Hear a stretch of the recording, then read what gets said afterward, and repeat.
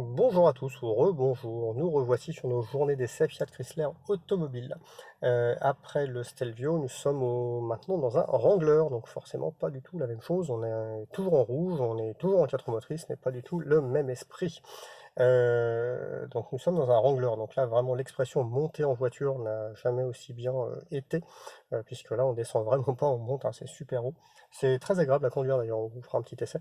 C'est un peu flou en direction, ça se balade un petit peu, mais à côté de ça c'est très confort, le moteur est sympa, la boîte aussi.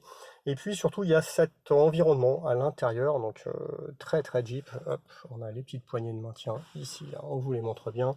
On a la même pour le passager ici, c'est un peu rustique, hein, ça reste un Jeep, c'est fait pour crapahuter, malgré la petite sellerie en cuir ici, mais ça reste un vrai franchisseur, donc on a ici toutes les gammes. Alors la boîte de vitesse automatique avec le petit logo Jeep dessus, c'est pas mal.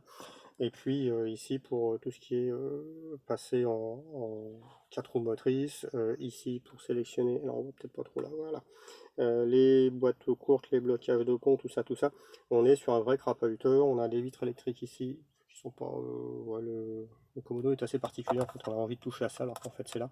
Bon, c'est pas très grave, les commandes de clim, l'écran multifonction. Alors d'habitude je vous le montre quand il est allumé, mais là non, parce que je voulais vous montrer ça. On a une petite signalétique, hop tiens, notre capot, vue sur le capot. On a une petite animation quand on est en route, je voulais vous montrer ça. Voilà. Voilà, on a la petite Jeep là, qui apparaît comme ça. Bah voilà, ça fait partie du style de l'auto. Hop, on revient ici, bah, devant nous, les compteurs, vitesse, contour, les jauges à carburant, bref, tout le confort moderne dans cette petite Jeep Wrangler Rubicon. Alors si un truc rigolo aussi, tout à l'heure on cherchait les enceintes.